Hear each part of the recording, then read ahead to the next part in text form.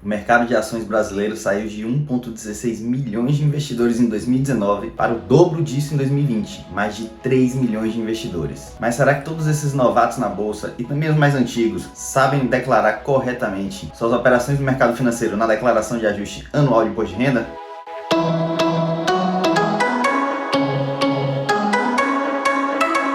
Olá, eu sou o Vitor Ramos e esse é o episódio 2 da nossa série sobre declaração anual de imposto de renda. Se você tem operações na Bolsa de Valores, seja lá qual for o valor, você já sabe que é obrigado a apresentar a declaração anual de imposto de renda, mesmo se não se enquadrar em nenhum dos outros requisitos, como renda, propriedade de imóveis, etc. Afinal de contas, a gente tratou disso tudo no episódio 1 dessa série. Mas e como fazer a declaração dessas operações? É isso que a gente vai explicar no vídeo de hoje.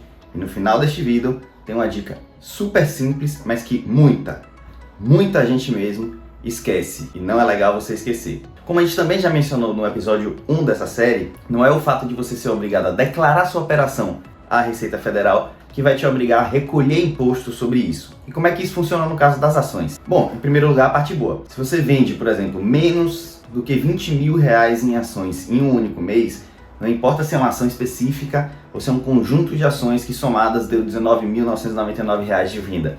Se você fizer essa operação, você não terá que pagar imposto, ainda que você tenha lucro sobre essas operações. Mas atenção, um único mês não significa o valor dividido por 12, ou seja, se você vende R$100 mil só em dezembro, você divide isso pelo ano todo, dá menos de R$20 mil por mês. Mas você vai recolher imposto porque você vendeu R$100 mil no mês de dezembro e não menos de 20 mil. Outra importante observação, se você pratica o famigerado day trade, que está tão em moda aí nas redes sociais, com tantas propagandas sobre o tema, você não só é obrigado a declarar e pagar imposto de renda sobre todas as operações, como a alíquota é de 20% sobre o lucro. Ao contrário do swing trade, que digamos assim é a operação normal, onde a alíquota será de 15% sobre o lucro, ou seja, day trade, além de te obrigar a pagar sobre qualquer valor de lucro, ele ainda vai cobrar uma alíquota de imposto de renda superior à operação normal. Uma outra lembrança importante é de que o lucro deve ser calculado de acordo com o preço médio de aquisição das ações. Ou seja, uma pessoa pode comprar a ação a R$10, depois ela comprar um pouco mais a R$12, depois ela comprar um pouco mais a R$14. E na hora da venda, vender isso tudo de uma vez. Então o que você vai calcular é qual foi o preço médio de aquisições das ações, somar as taxas envolvidas, tanto na compra como na venda, e aí sim apurar o lucro para saber qual imposto de renda você vai pagar. Então, fique ligado para fazer o cálculo correto do seu lucro.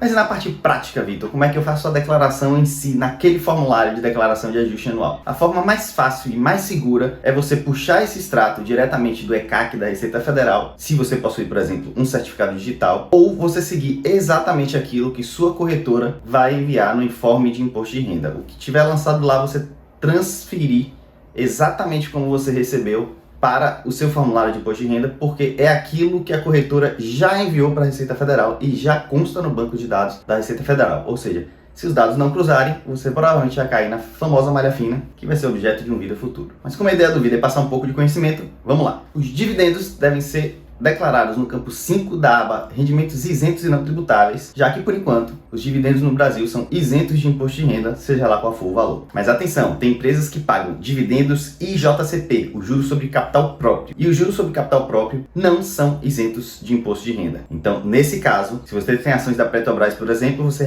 vai receber valores de dividendos e de JCP. Dividendos, como eu já falei antes, e JCP você vai declarar no campo do código 10 da aba Rendimentos de Tributação Exclusiva, inserindo o nome do titular, o CNPJ da fonte pagadora, nesse exemplo que eu dei a Petrobras, e o valor total recebido. Tudo isso tem que estar no informe de imposto de renda da sua corretora. As vendas inferiores a R$20 mil, elas, como eu disse, não vão gerar imposto a pagar, mas você precisa declarar. E essa declaração deve ser feita no código 20 da aba Rendimentos Isentos e Não Tributáveis. E nas vendas superiores a R$20 mil ou nas operações de day trade, como declarar? Nesse caso, você vai ter que declarar suas operações mês a mês e lembre-se de declarar os prejuízos, porque eles podem ser compensados com futuros lucros, evitando que você pague mais imposto do que precisaria. Por fim, mas não menos importante, declare as ações que continuam sobre sua propriedade no dia 31/12/2020. E para isso, você vai na aba Bens e Direitos, selecionar o código 31 E no campo discriminação, você vai descrever qual ação você comprou, em que quantidade, de preferência informar o CNPJ da empresa e qual o preço você pagou por ação. E no campo inferior, onde vai ter lá posição em 31/12 do ano que for, você vai preencher com um total dos valores pagos por aquele grupo de ações que você discriminou. Se você for acumulando isso ano a ano com a mesma ação, você pode modificar na descrição para colocar o preço médio daquelas ações, tanto na descrição, muito importante, para que lá, quando você lançar o valor total,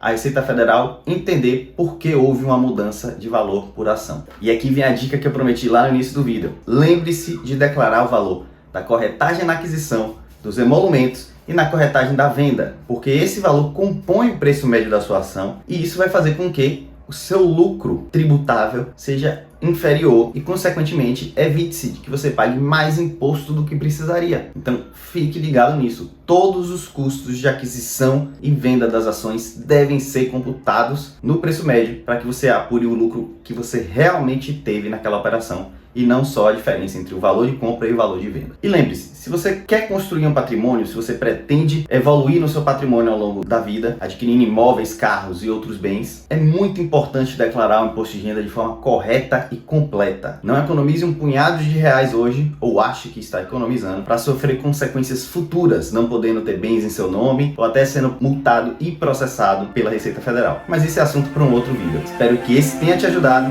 e até o próximo.